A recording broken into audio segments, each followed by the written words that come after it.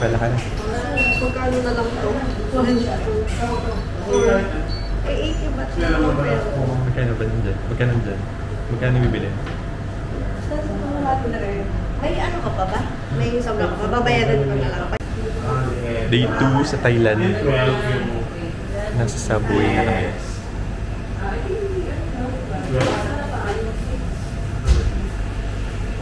Well, yung 6 ay ano? Ano? Hindi, yung ano na lang pati yung... Kulin. Parang mas makakamura madam kapag may 6 inches. Oo nga. Like 12. Ah, Kasi pag 6, yun nga lang sila ng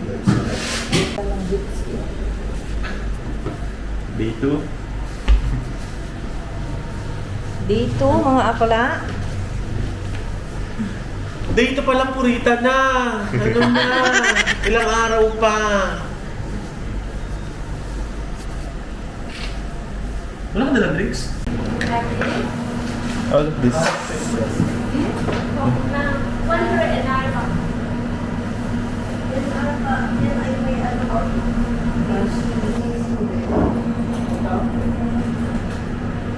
Is this it?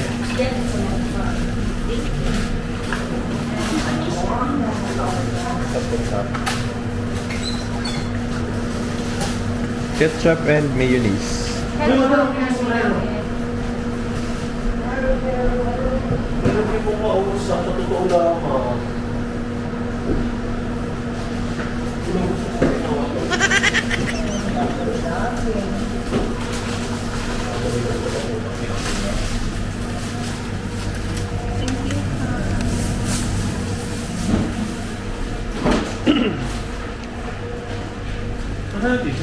Yung nag-serve sa atin na nag-channel. Ano? Saan ka galing? Kasama sa order? Kasama sa order? Bilhin mo sa labas? Okay, dagdag. Magkano? 29. Nadamihan ako sa sandwich. Finally, something I can eat. Ano mo? Kuya Eman, tingin muna. First time mag-subway. Sa Thailand pa ginawa. After namin kumain, waiting na lang sa taxi para sa aming destination number 6.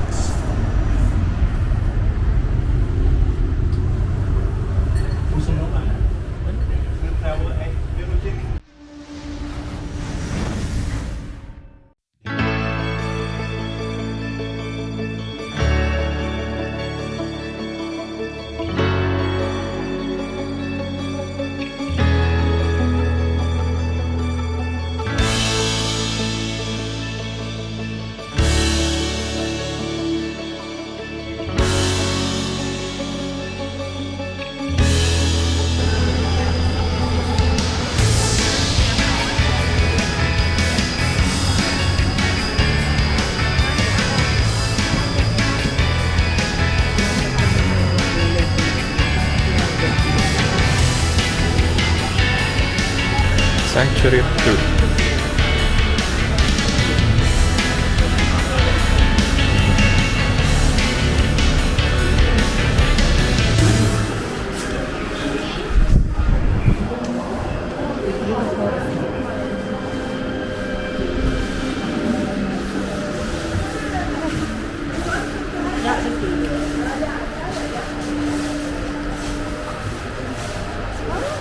Meron dyan. Vietnamese?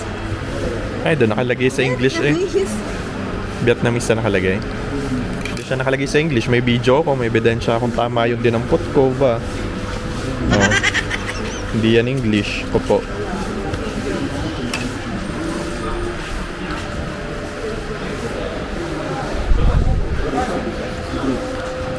Wala naman ito, Vietnam. Wala nang English. Wala nang English.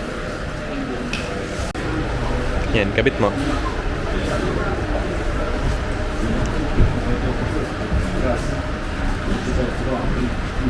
Tulungan nyo naman ang isa't isa.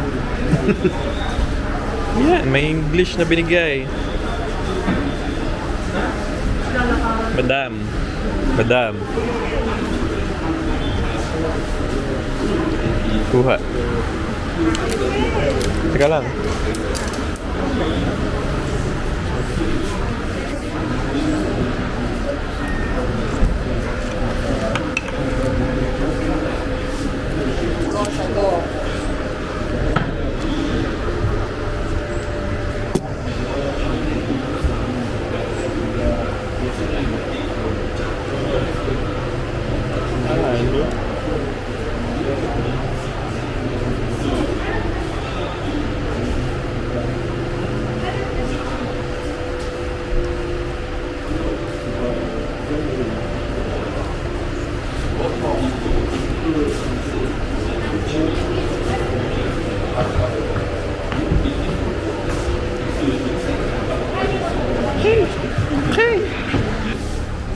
Doon ko pala ang tour guide. Diretso na.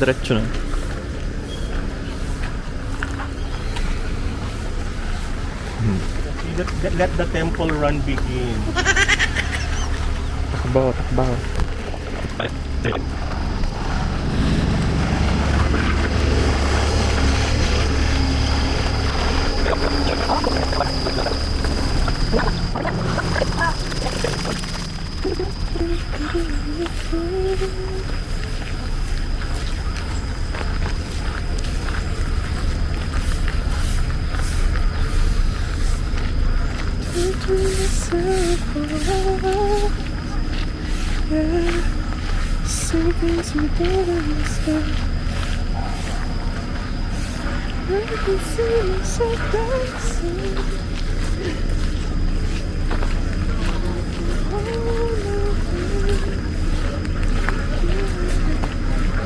Oh, ito pa.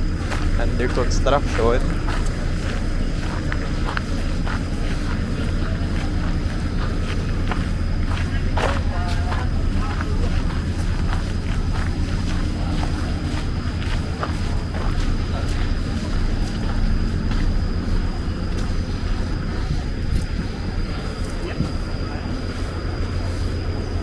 May tao dun, oh.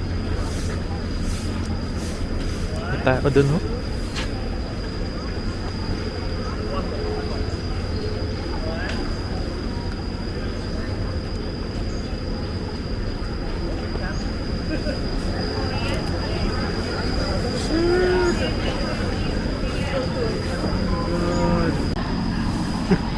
Diba? Ganda. Haba ng hair. Dapat ikaw yung nagsuot ng wig ni Gigi, eh. Ha? Dapat sa kanya mo pinasuot yung wig. Gusto yung wig. Haba ng hair. Ito ko lang mahaba ang hair red.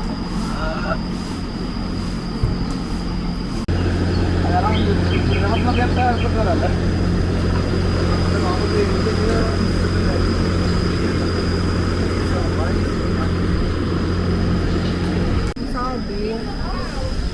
Ba't tayong dalawa tayo na-travel dito at may tinatagpo tayo? Ano? Hiwalay nga lang. Ikaw ay dito sa Pattaya. May sa Bangkok. May kotse naman siya, no? Once. May susundo na sa akin sa airport. May kitsipin. So, baka doon, I just wanna know you.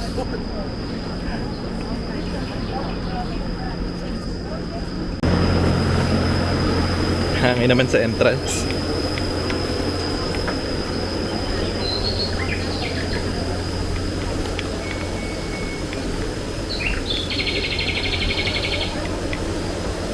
Madapa ka naman. Ako lang.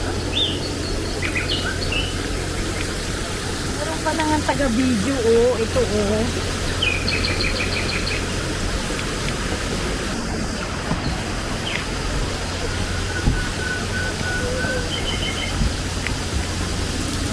iba itong mga Wala yung show nila hindi. naratawang nga.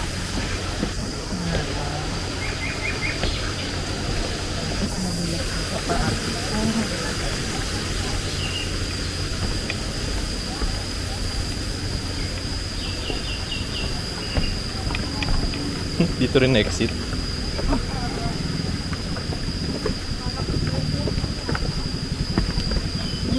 Ay, mga tayo pag-akyat.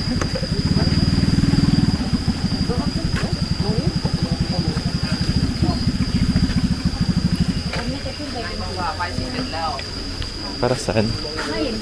Ba't may pa-architect? May pa-engineering?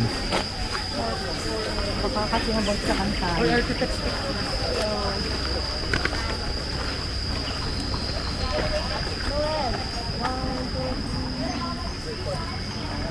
Saka.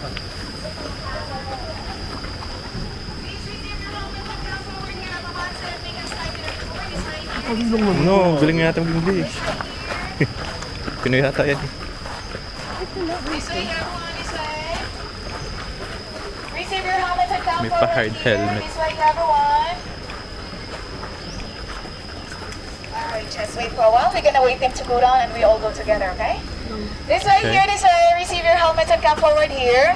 Your helmet is free size. You can adjust the one at the back. So while we're walking outside, you can still actually hold it. But inside the museum, you need to wear the one because it's ongoing construction. This way, everyone, come forward here, please. Come forward here. This way, everyone, so that we can start with our tour. Construction. This way here. Pinoy yan si ate. This way, everyone. This Kaya mo way. muna. Oo, sulit na. Sorry. Pinoy ang ate mo. Okay, this way here. Receive your helmets and come forward here, everyone. Yan, ganyan lang ang trabaho natin. Alright, this way here, this way here. Receive your helmets and come forward here, everyone. This way.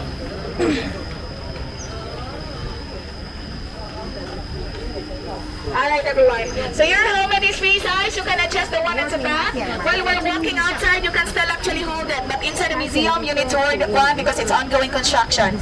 Okay, so good morning, everyone. Sawadee ka, good morning. My name is Lenny. I'm the staff to do the guided tour for the English this time, 9:10 in the morning. We're gonna spend time together, about 45 minutes only for the tour. And after the tour, you can still go back inside the museum, take more pictures, as many as you can, until 6 o'clock in the evening, no limit time.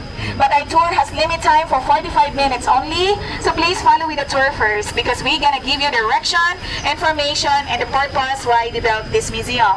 And I would like to inform to each of you that during the tour, live streaming is we don't allowed, okay? So, let's start with our tour, everyone. I would like to show you how they do the artwork here manually. Let's go this way, everyone. Eh, naka-live to si ate.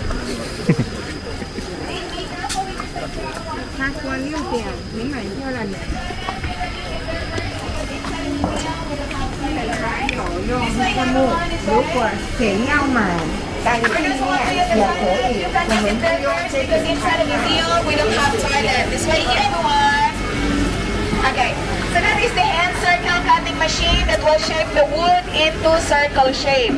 After we are done it there, we are going to bring in the carving area where you can witness them how they do it manually, okay? For those who want to use the toilet, you can use it here first. Let's do this way, everyone. This one. Alright, this way, everyone. This way. Alright, so this is the carving department here where the wooden artists do their job patiently. So it may be a little dusty and noisy, but I'm sure that it's quite hard to see the real traditional art process like this. It will take for them about 3 weeks to 1 month to finish one artwork of this. It depends on the sizes and the measure of the wood. After they are done it here, we are going to bring inside the museum and it will take another 2 weeks to connect together. So this museum is already 42 years old but still ongoing construction because of how we do the artworks manually.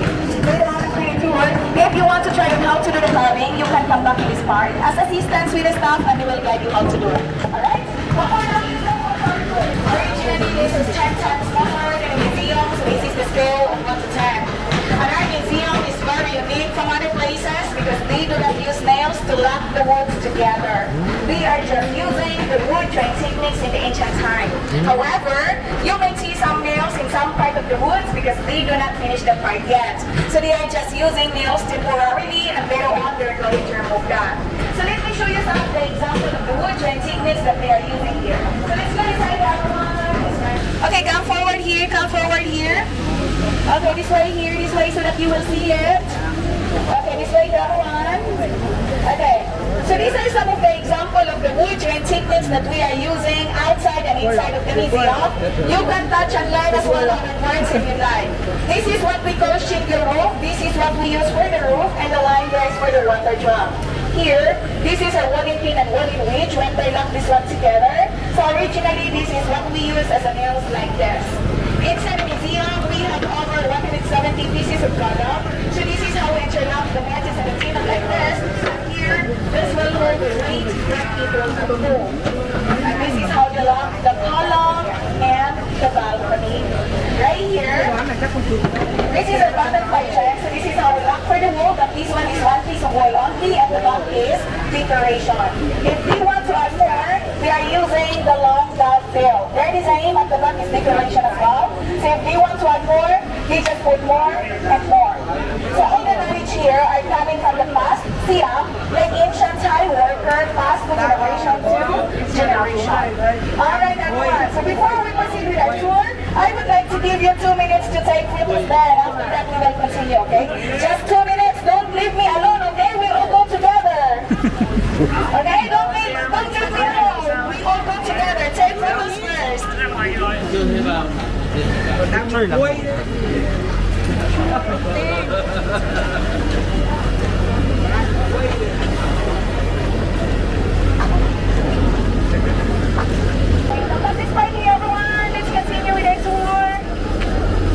Let's continue with the tour. Alright. So I would like to inform each of you that this is only a museum of Buddha design. This is not a temple. But the reason why they might ask you to wear cover because they have the Buddha's relics inside. So that is the way how they respect the Buddha's relics. And this museum here, the artworks here are inspired with many traditional styles such as Indian, Thai, Chinese, Cambodian, and so on. So outside and inside of the museum, we can see the mixture of Asian countries. And we can see two different colors of the museum. The fresh brown color is the new artwork, and the gray color, which is the effect from the sun, the rain, and the sea, is the old artwork. So basically, the gray color there is the 42 years old. Alright everyone, later on after the tour, you can still come back in this part and take more photos until 6 o'clock, okay? But for the meantime, let's continue with our tour for 45 minutes only. Let's go this way everyone, let's all go together this way here. This way down. Here, once you're done inside the museum, you return in this part. And once you're done inside the museum, you return your home. Ayan naman pala may exit. Ay, may lepante. May lipante. Sasakay ka doon sa lipante.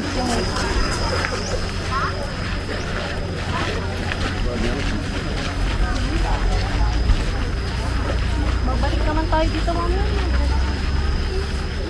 Come back.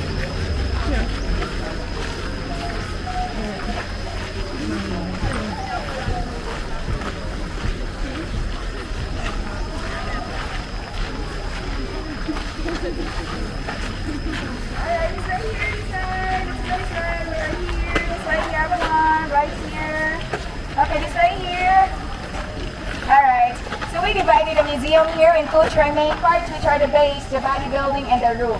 The base there, we have 3 layers. This one we call plain base because it has no decoration. And the middle figure is a figure of single leg or lion leg. And the top base corner we call lotus because it's inspired by lotus. And the gaps between each base there are decorated with a Thai traditional culture. The first one there is Thai folk plays. In the past, they used what they had in nature to create a game. Like for example there, they are using some banana tree to make a big horse, coconut shell to walk, and cockfighting. And the second Thai tradition is the Thai rice farmer because in the past, most of the Thai are rice farmers. So they start from burning the rice, gathering for growing the rice, and praying for the rain. Actually, they also do cat parade here because they believe that cat has magic power to release the rain. Okay? So moving on to the next center, everyone, I would like to show you our balcony. Very beautiful balcony. Thank you for the Init.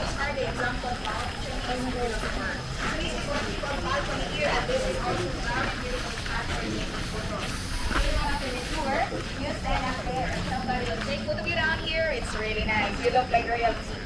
Yes, that's true. Come on, let me show you first. Come over here. Let's talk for one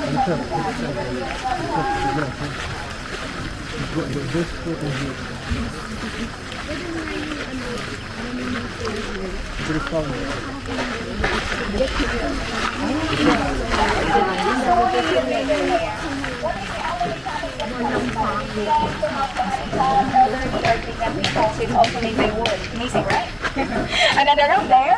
That is the similar to Angkor Wat or Cambodia. That is what we call Brahma. The four golden state of mind, which are loving kindness, compassion, sympathetic joy, and equanimity. And below that is Andra riding Erawan, the three-headed elephant. That is the key character of good leadership, to avoid thinking, saying, and do bad things to other people. So as we walk inside the museum and spend time here, we will recognize who we are, where we came from, and how do we survive. But before I'm gonna bring you inside everyone, I would like to show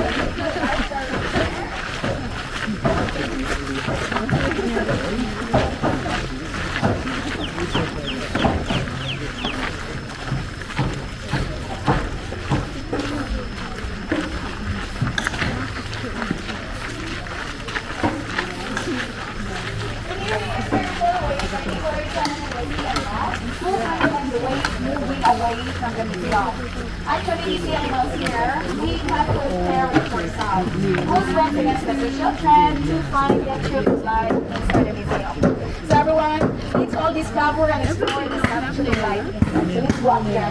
Please be careful with your steps. Be careful.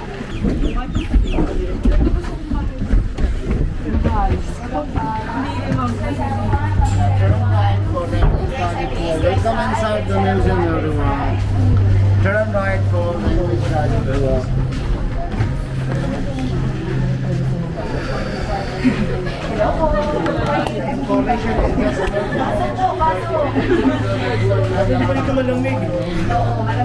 Sa labas lang yung mainit. Alright, go inside everyone, go inside there. Go inside first, go inside there. Alright, go inside everyone, go inside. Go inside everyone. Hi. Go inside everyone, go inside please, go inside. Go inside everyone, go inside. Go inside everyone, go inside. Go inside please, go inside. Alright. This way everyone, this way. Yan. Alright everyone, welcome inside the museum. Avatar. Still okay? Still okay? Let's walk right inside the outside, right? Okay, so this is the first joke right here. Who we are, where we came from. So this one here was built to show the concept of human equality. That no matter how rich you are, where you came from, what religion you are believing, we are all the same and compounded with these four basic elements such as earth. Earth in our body includes our physical body, like organ inside our body, skin, and bones. The second one there is the elements of water, which is also known as liquid. So in our body, it could be all the liquid things that we have, like our sweat, tears, urine, and plasma. And the third one there, that is the elements of fire. So in our body, it could be our body temperature, energy, and emotion. And lastly, that is the elements of wind. So in our body, it could be the gas and oxygen that we have. So everyone, these four elements here made us human, balanced, and equal, which is the first tune of life. And actually, we also have sculpture in there. In Thailand, we call this one Atsanari Sawara, half male, half female, represent gender equality, the root of all creation of fertility. So that sculpture there represents human equality as well. That no matter who we are, everyone deserves the same treatment and respect because we are all the same, compounded with these four basic elements, and we are all human beings. Okay? So this is the first one here. Next, let me show you the second tune of life to the next part there. Alright, this one here, one.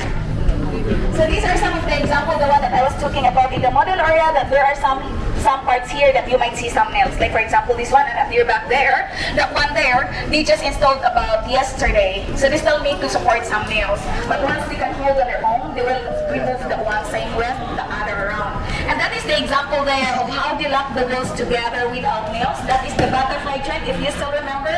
Yes, that is the butterfly trend. So that is how they lock them together. Okay? Moving on the other one, let's go this way.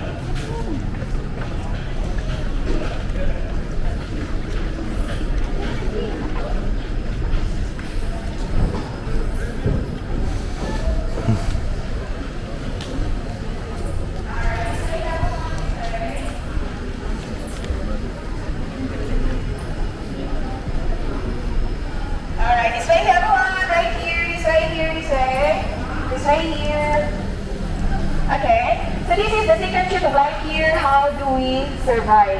This one here reminds us of our life cycle from we born to die. We rely on nature. Without nature, we cannot survive. First up here there, the woman and the man represent our parents who gave us birth, who take care of us, and who teach us to be a good person. Actually, the parents sculpture there represent the new beginning of human life.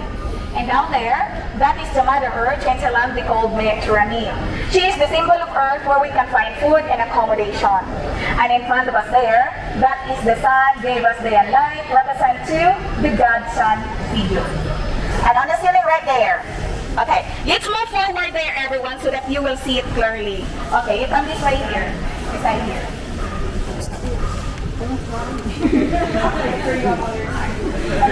Come this side here, come this side. Okay, I would like to show you up there. You can hold on your helmet. The ceiling's so beautiful, right? And that ceiling there represents the universe. And the small sculptures represent the angels. So just imagine how they interlock them together without nails. Just the wood and techniques that I was showing you in the model area. That's so amazing. And here, this is the third truth of life. This center of the museum is the place where the Buddha's relics are enshrined. And it shows the concept of we are born to die and nobody can escape from death.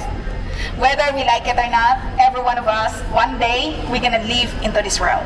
However, the only thing that we can live into this world is we either create good or bad to other people. So you might be wondering why the ceiling up there is empty while around here are fully decorated. Any idea why this one is empty? Very well said. So this one here, thank you for that. So this one here is empty because that reminds us of when we are born, we came into this world empty-handed. And when we die, we cannot take anything with us as well. So that reminds us the emptiness of our life. And the relics of the Buddha here reflect the truth that even Lord or Buddha, they could not escape from death as well. However, what they left into this world is their philosophies of life to follow. So later on after the tour, you can also come back in this part. You can take a look with the relics of the Buddha. You can pay respect as the locals do. All you have to do, just remove your shoes, slipper or sandals before you go up there. Okay? Next, let me show you the fort. We're already at the fort, everyone. We're almost there.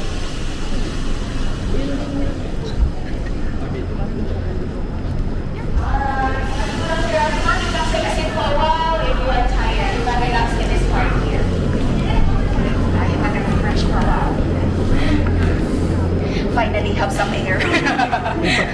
Alright, so yeah, everyone, you can go down here so that you have some air too. You can save some air here. Oh, may pahangin dito. May pahangin si Mayor. Okay. Come this way here so that you can relax for a while. Okay. Do you still remember that part? Yes. Yes, that is the very beautiful spot for taking photos, the balcony. And actually inside the museum, this is the most popular part too. Because if you've been watching the movie series La Casa de la Papel or Money Heist, actually some of the scene was taken it here. Alright? Yes. So this is the portrait of life here, the great example of people who left good things into this world.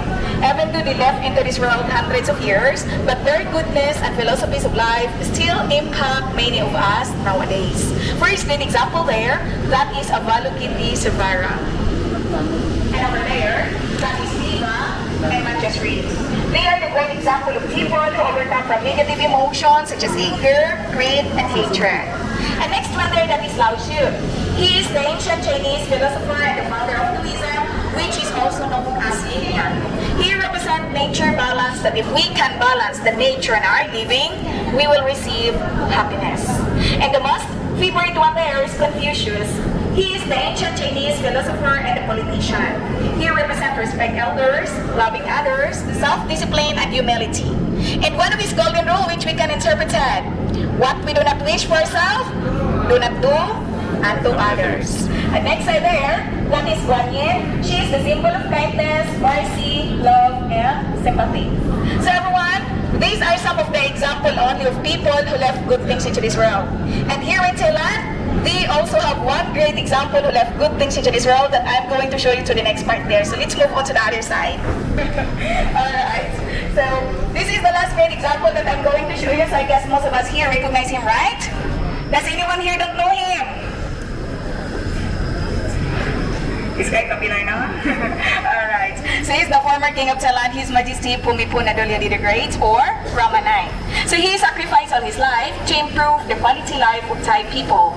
And His Majesty initiated thousands of development projects aimed at improving the living condition of his people, such as self-sufficiency, not to be greedy, reduce passion, moral sharing for the society, and the conservation to achieve the balance of nature and the importance of environment. He also supported every religion equally over 70 years until now.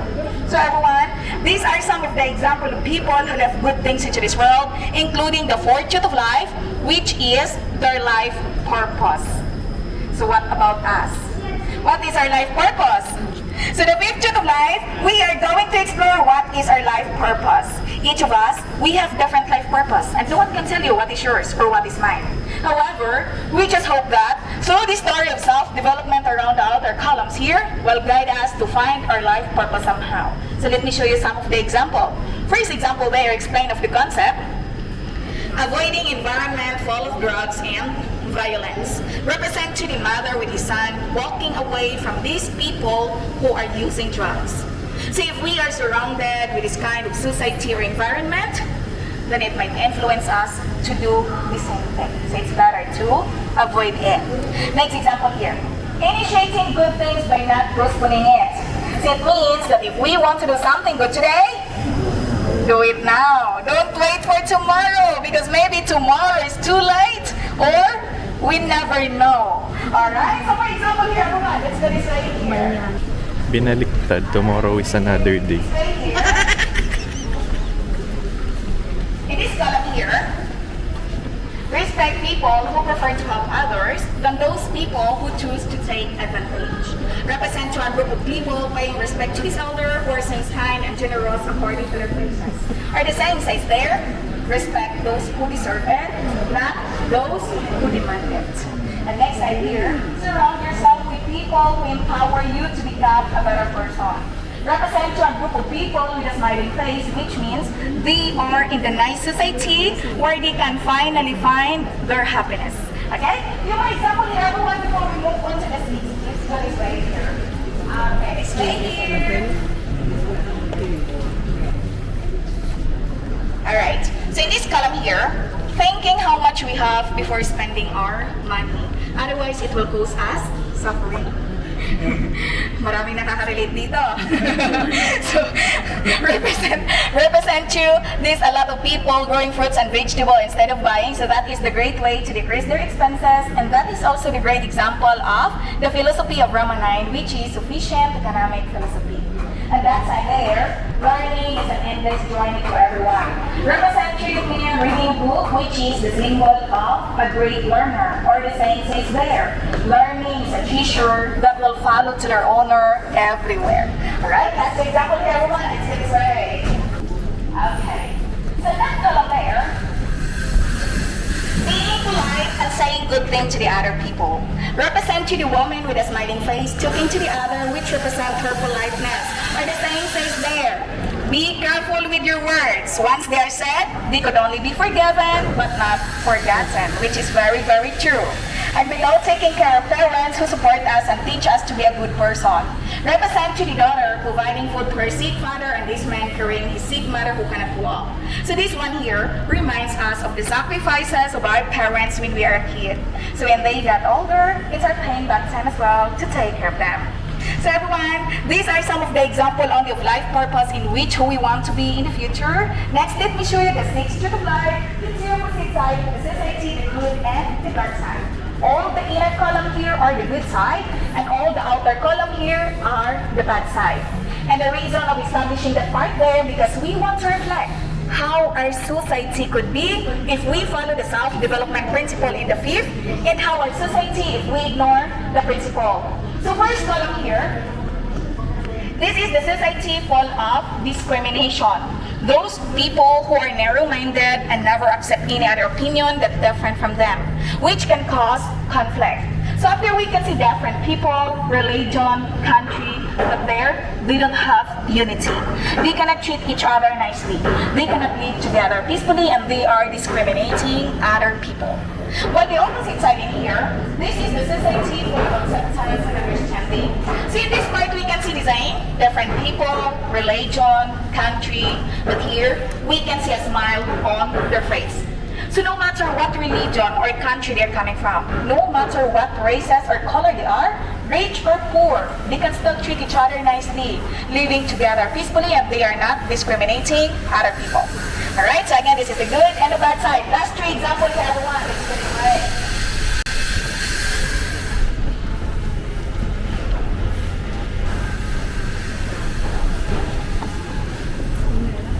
Okay. Don't worry everyone, not over 5 minutes and we are done. Okay, so this column here, this is the society full of blame. Those people who never admit the mistake and never say sorry for their bad. So here we can see 2 crashing of the boat. But instead of helping each other, they're still arguing, fighting, and blaming. And up there, those children accidentally destroy this man's stuff but never say sorry and they're just running away. And those couple up there fighting in the public. While the opposite side in there, that is the society full of apology and forgiveness. So there we can see the same situation, 2 crashing of the boat. But there we can see the difference. They're lending hand. They're helping each other. Alright? So again, the good and the bad side.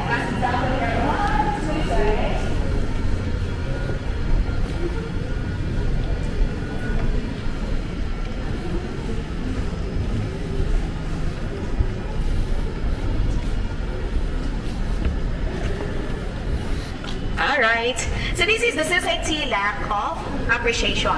Those people who are ungrateful and unthankful to their supporter. So there we can see the strong men kicking, bullying, and abusing to their helpers instead of helping them back. And that man up there who took everything to nature but they did not give back. So if they keep doing that, there's nothing left for the future generation.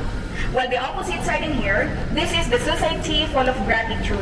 Those people who are grateful and thankful to their supporter, and we can see up there, they are taking care as well the nature, they're replanting on it.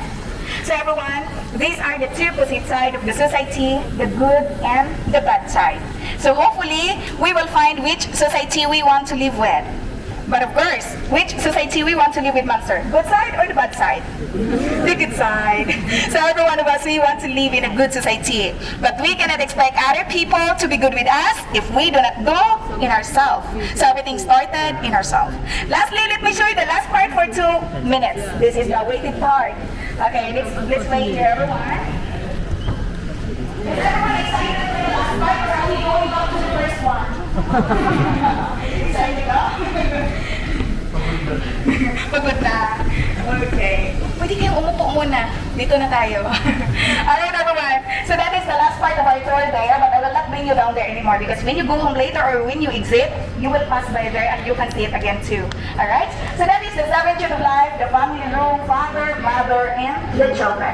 Which we know that family is our first teacher, first friend, first care, and first society. And when we say the word family, it could be our biological parents or the people that we love and care, like our friends, colleagues, pets. We can consider them family as well.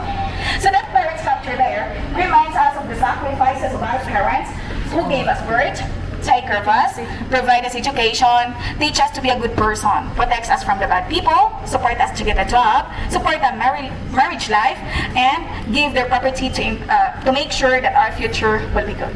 So everyone, overall on that whole there, the main concept is to remind us of how kind, patient, and tolerant our parents have been with us to raise as well. To remind us of every sacrifices of our parents. Without our parents, we are not here in this beautiful world, and we may not become who we are right now, so we should be thankful, grateful, respect, and love them. Our parents may not be perfect, same with us, but they do their best to give us a better life. Sometimes we're too busy growing old that we often forget that they are getting older as well. So spend more time with your family and parents. And when you go down there, you will see a picture of the founder, Connect Kuriapan, and his wife, Kunpakay Kuriapan. Both of them passed away already about 20 years ago, but the legacy still continues to the new generation. And I would like to share the last message of the owner. He said that we cannot change the world, but we can change ourselves. So everyone, this is the last part of my tour here. So right there on the table, we have guest book. Your feedback is very important to us. So I encourage each of you, please write in our guest book which part of the tour do you like the most, that do you think you can apply to your life, or what did you learn from my tour. And please don't forget to mention my name is Lenny, because we have different tour guide, different languages every hour. Alright? So in behalf of the staff of the St. George Museum, I would like to say thank you for coming here and listening with me until the very end. Once again, my name is Lenny. Thank you so much, everyone. Maraming salamat po sa inyong lahat. So before I let you go around, I would like to give you something, the summary of our tour. Just hold on. And of course, everyone, before you walk around, we also have a photo album over here for you to check which beautiful spot to take photos and videos. And of course, if you appreciate the service of our staff, perhaps you can consider supporting our team by sharing some of your blessings, depending on the kindness of your heart. Even if you have them. Either way, we're grateful for all of you. This is so thank you and God bless you. Thank you. See you tomorrow. Babalik ba? Nasaan si Ate Lem? Ikaw ang president ko, hoy, nasaan na yun? President Lenny. President. President.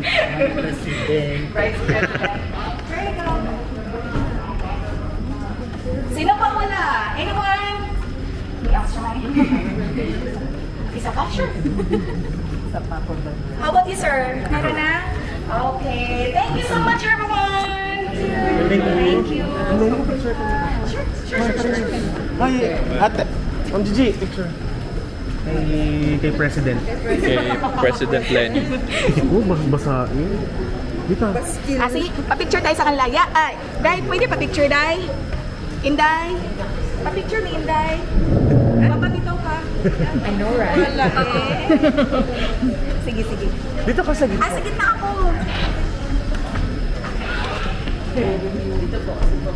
Dito pa? Pinakagawa pa din ito. Oo, sige. Thank you.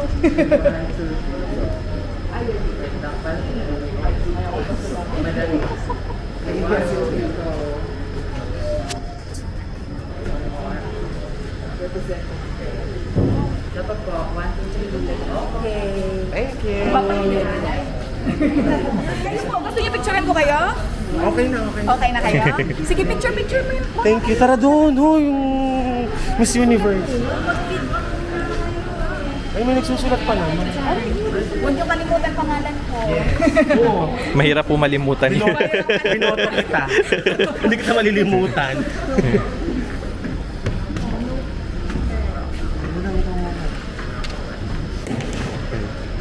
Evaluation.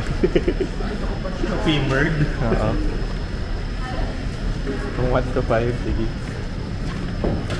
Very informative. Very informative.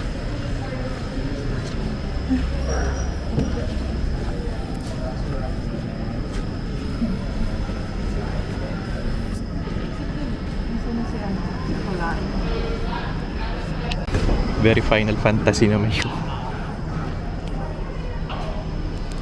Si Shiva.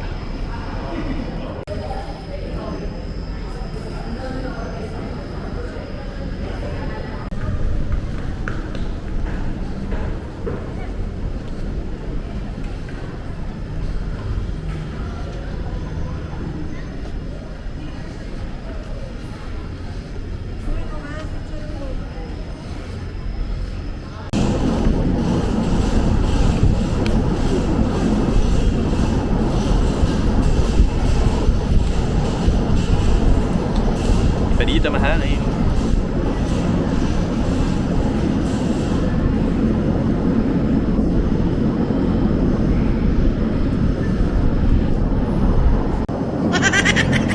Ano yan?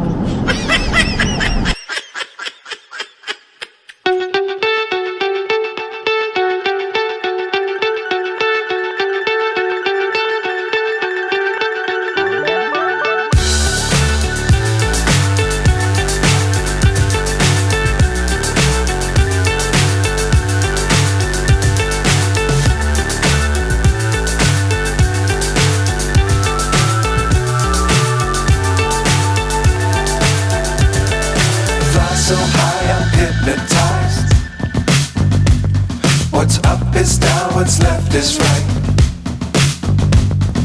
Chasing stars and holding you. I can't see the end, but we'll see it through.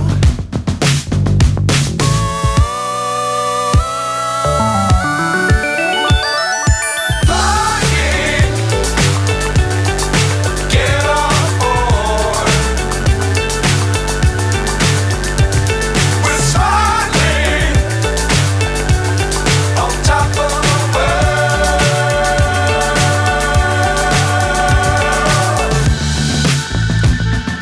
Dangerous times, don't fly too high. Be sure to keep the ground in sight. Fly forever if you keep it tight. Love the world, but keep the sky on your mind. Flying, get on board. We're smiling on top of the world. Flying, get on board. We're smiling on top of the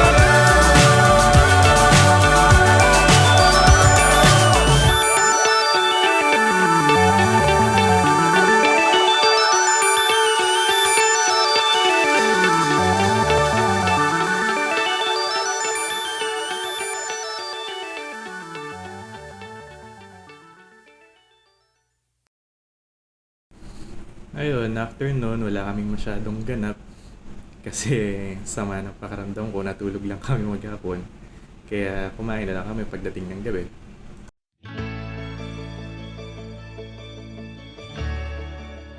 Hindi kami kontento dito sa kinakain namin kasi hindi siya ramen. Chinese restaurant siya. Iba yung lasa. Tapos sobrang anghang nung napunta kay Ate G. Hindi rin niya naubos. Si Apple, di naman talaga nakakaubos ng pagkain niya. Buti na lang, masarap tong na-order kong food. Kung hindi, baka hindi rin ako nakakain.